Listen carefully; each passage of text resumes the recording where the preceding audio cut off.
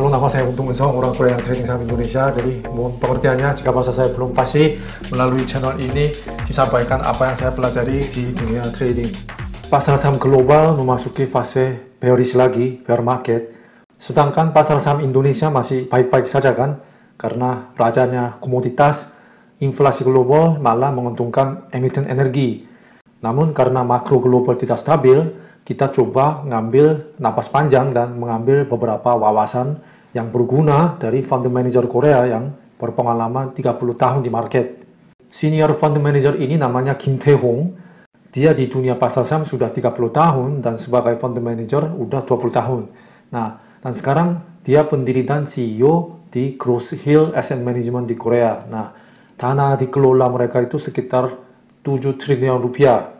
Di masa jayanya Kim Tae-hong, dia membangun karirnya di Mireset Korea. Nah, aset manajemen terbesar di Korea. Dan dia menorehkan namanya sebagai fund manager bintang saat itu. Baru-baru ini dia keluarin sebuah buku tentang pengetahuannya selama 30 tahun di pasar saham. Nah, setelah dibaca, saya merangkum sudut pandangnya fund manager yang akan berguna bagi para traders seperti kita. Karena fund manager adalah bandar, karena mengelola uang besar, jadi lebih baik mengenal sifat mereka. Kok tiba-tiba tentang flexing? Nah, Kim Tae-hong yaitu penulis bilang, akan lebih keren jika kita ganti objek flexingnya dari mobil mewah ke foto yang pegang pager saham. Nah, dia bilang emang wajar sifat manusia merasa senang ketika pamerin, ya kan? Kayak supercar, mobil mewah, ya mereka memang aset yang keren, tapi mereka aset disusutkan, yang nilainya menurun dengan cepat seiring waktu. Maka lebih baik kita punya target, foto yang hijau pekat tebal di masa depan sebagai cita-cita. Seandainya kita pegang saham ADMR atau Raja sejak awal tahun, life kita pasti pede banget kan? Nah, atau jika kita benar-benar ingin membeli supercar, penulis bilang setelah sukses dari saham, belilah model edisi terbatas yang limited edition model. Itu nilai mobilnya malah meningkat seiring waktu. Dia bercerita pengalamannya, dia pernah merekomendasikan saham yang sama kepada 3 teman, sekaligus saham yang sama. Nama saham Koreanya DI Dongil. Hasil analisa dia, DI Dongil ini ada potensial bahan goreng, tapi sangat undervalue karena market cap hanya sebesar 30% dari nilai aset bersihnya. Nah, karena punya gedung dan bangunan di area Gangnam, itu seperti SCBD-nya Jakarta, maka nilai asetnya lebih tinggi daripada market cap waktu itu. Nah, dia berbisnis di serat aluminium, lalu DI Dongil ini punya bagian aluminium foil. Ini ternyata menjadi bahan baterai untuk mobil listrik. Tapi tidak banyak orang tahu. Sahamnya masih saham sepi waktu itu, yang tahunya hanya value investor saja, maka dia merekomendasikan ke 3 teman ini. 3 teman dia beli DI Dongil ini saham yang sama, tapi habis dibeli turun minus 15% waktu itu. Setelah 3 bulan baru naik kencang. Analis di sekuritas sudah mulai perhatikan, menulis report, mulai diomongin pasar begitu. Maka dalam 6 bulan naik 3 kali lipat. Setelah 6 bulan dari saat rekomendasikan saham ini, Kim Tae-hong penulis ini ketemu lagi 3 teman-teman ini. Hasilnya bagaimana? Nah, teman nomor 1 ini dia bekerja di perusahaan keuangan, tapi dia buang setelah naik cuma 10%. Mungkin karena tiap hari nonton harga pasar, dia sudah bosan 3 bulan nunggu. Nah, jadi setelah naik 10% langsung TP. Kalau teman nomor 2 ini, dia dokter, pernah digoyang waktu sahamnya jatuh 15%, tapi dia telepon Kim Tae-hong, lalu menanyakan apakah masih oke untuk dipegang. Nah, jawabannya Kim Tae-hong ini kan oke. Jadi akhirnya dia tahan sampai 70% dan jual.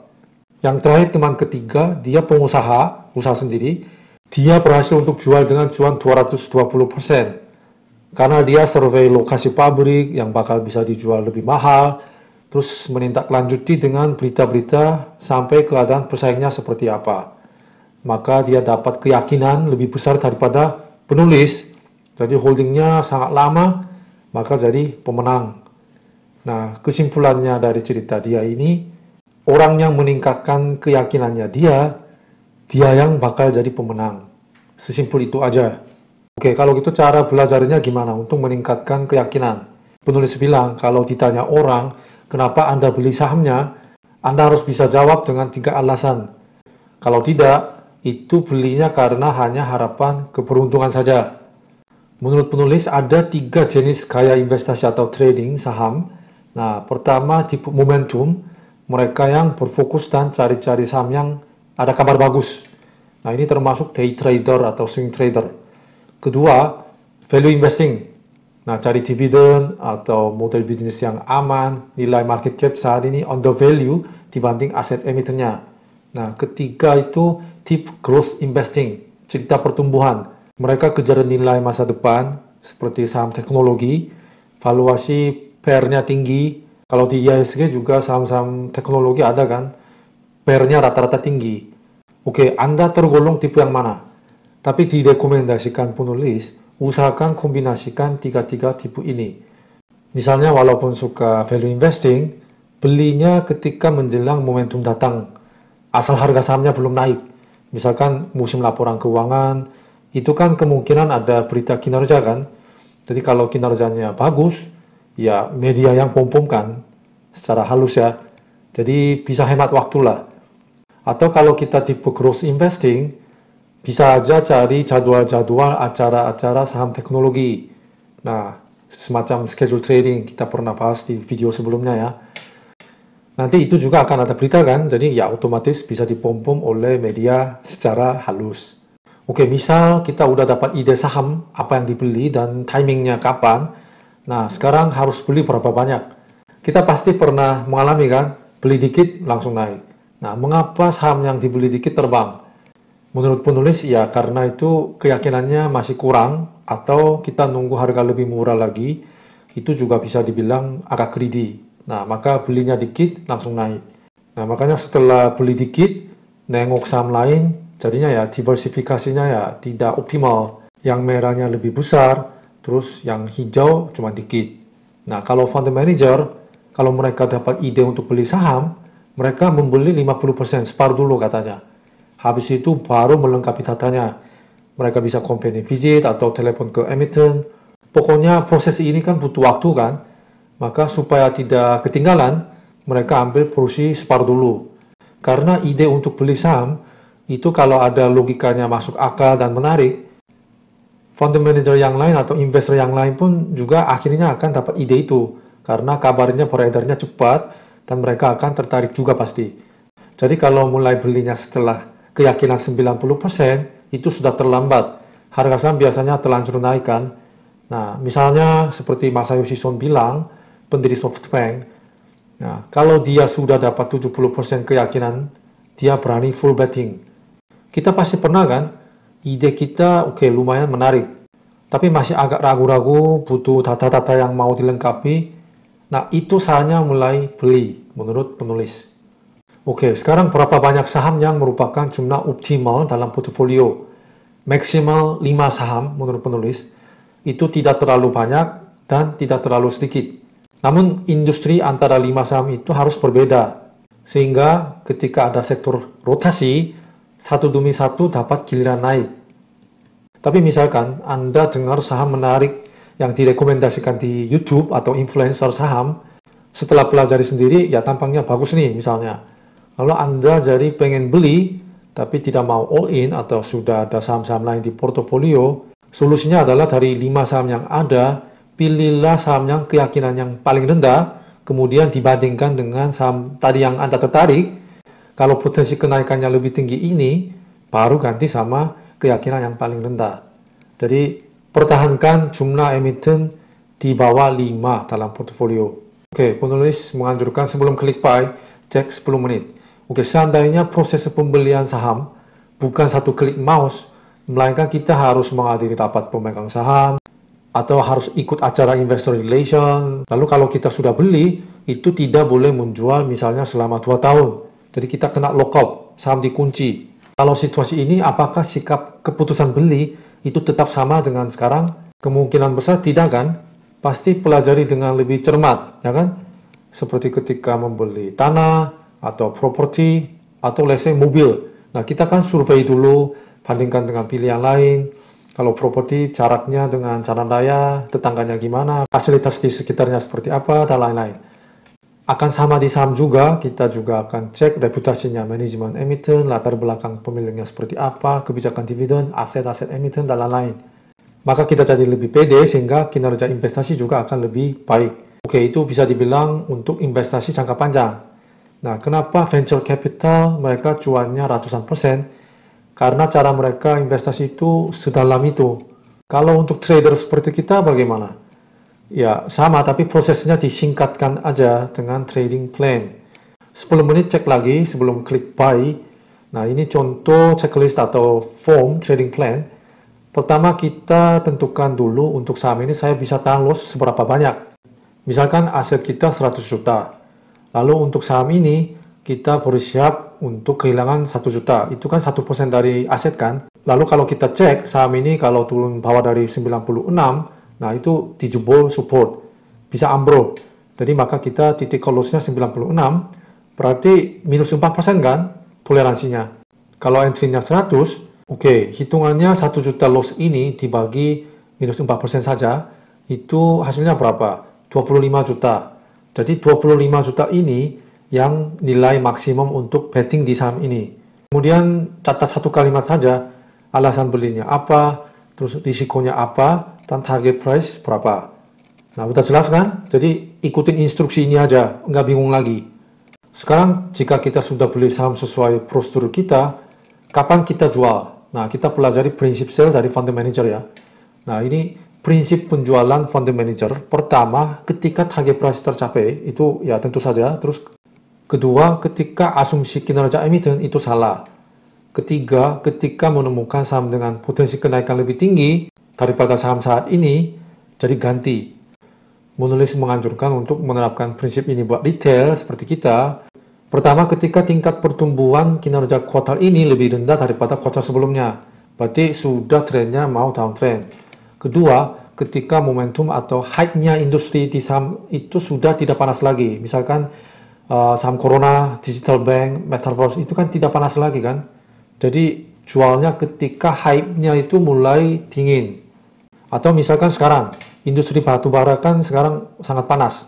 Tapi bisa aja misalnya tahun depan, perang Rusia-Ukraina sudah berakhir misalnya. Dan musim dinginnya di Eropa sudah lewat kan, berarti kan demand batubara bisa turun. Jadi sebelum saat-saat itu, bolehlah mulai jualan. Keempat, ketika menemukan fakta yang berbeda dengan alasan kita beli, nah itu tentu saja harus dibuang. Dan disarankan penulis ketika kita mau ganti saham, jual saham yang susah di-update atau follow-up. Nah, jadi bukan dijual saham yang sudah cuan tebal. Kemudian kriteria jualan ketika tiba-tiba saham kita anjlok tanpa berita yang jelas. Kalau fund manager, mereka buang 50% dulu ketika kejadian anjlok. Karena itu butuh waktu untuk cari tahu fakta dan analisisnya, walaupun sudah menemukan alasan atau berita buruk. Seperti misalkan saham penerbangan ketika COVID muncul, fund manager menilai apakah isu ini long term issue atau dampak jangka pendek saja. Kalau bakal jadi isu yang panjang, mereka buang sisanya 50% itu. Tapi menurut penilaian mereka, kalau hanya ini short term issue saja, nah fund managers biasanya beli lagi pelan-pelan, cicil, kumpulin jumlah 50% yang tadi, awalnya yang dibuang. Apakah fund manager juga melihat chart? Nah, fund manager melihat chart, ya, tapi tidak begitu peduli katanya. Karena mereka hanya mengacu pada aliran harga masa lalu di chart. Harga saham itu kan mencerminkan masa depan.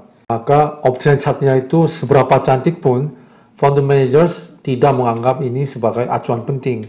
Mereka percaya bahwa uptrend ini sewaktu-waktu bisa patah parah jika emiten tidak memenuhi ekspektasi investors terhadap kinerja keuangan. Nah, jadi chart itu bisa cepat rusak.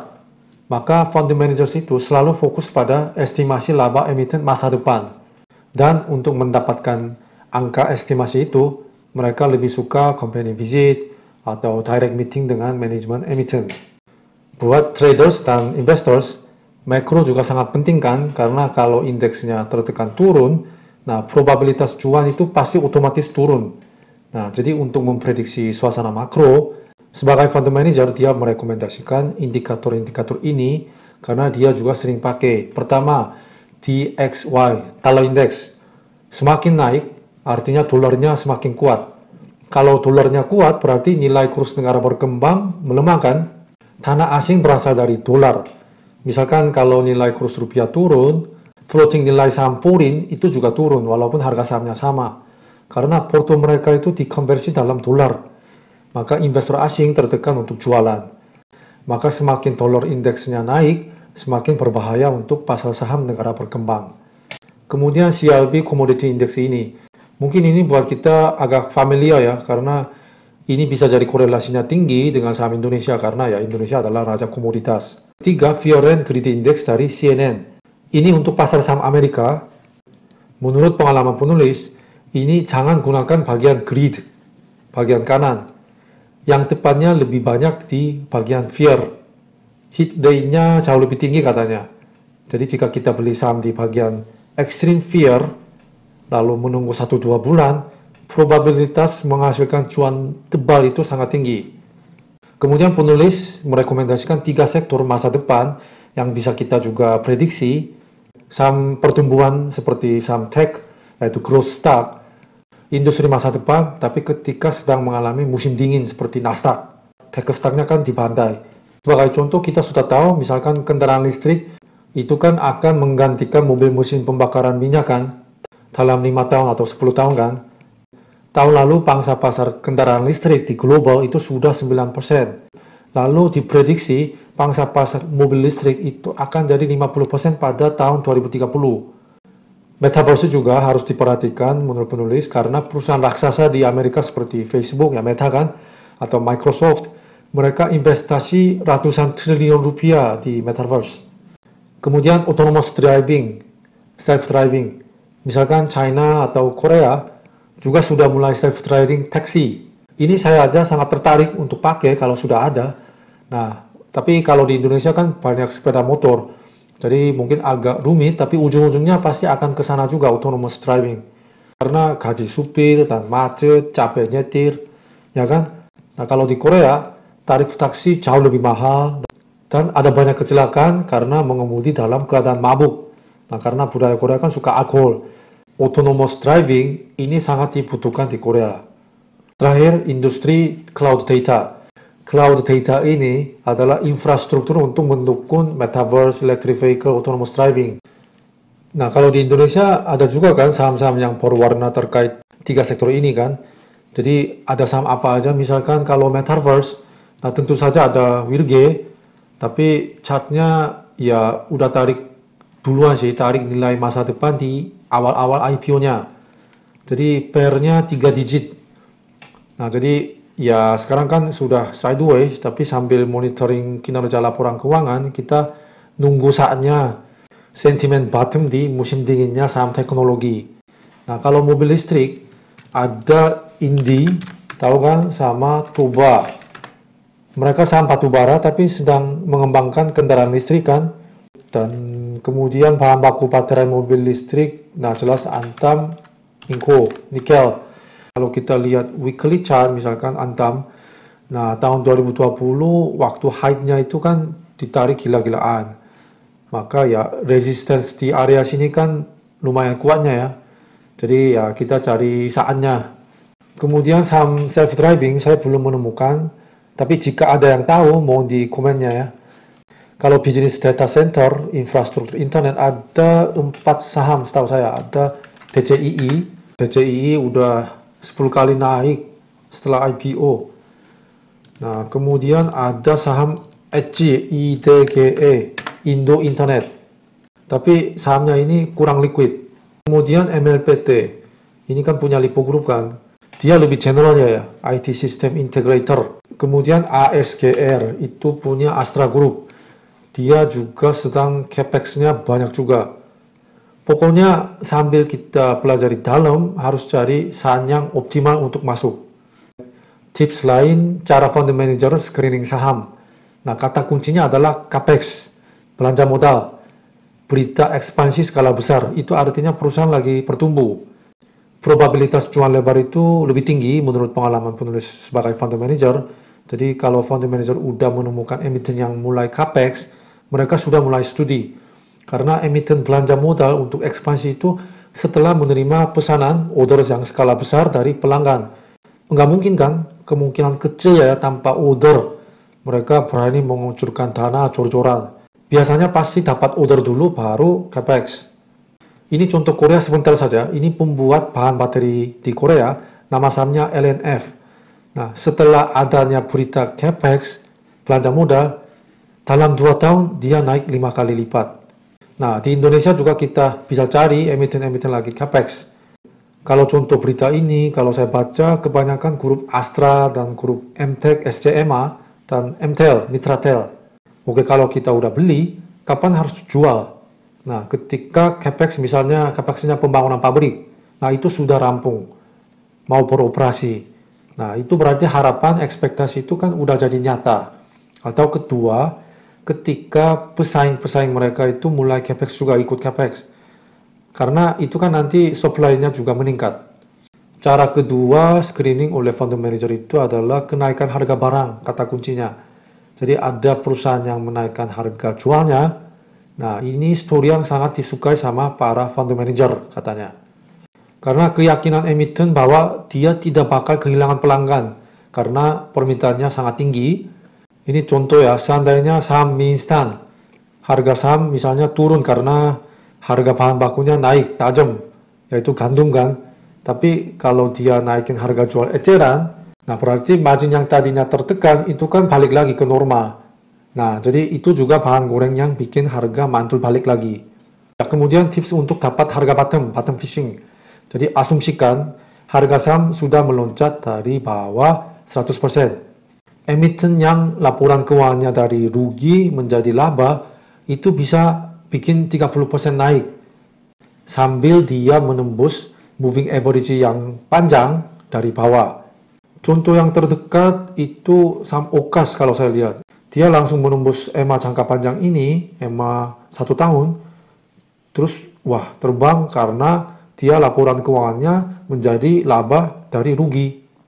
Tapi ini tancap gasnya sangat ekstrim ya, lebih cepat overshooting daripada teori.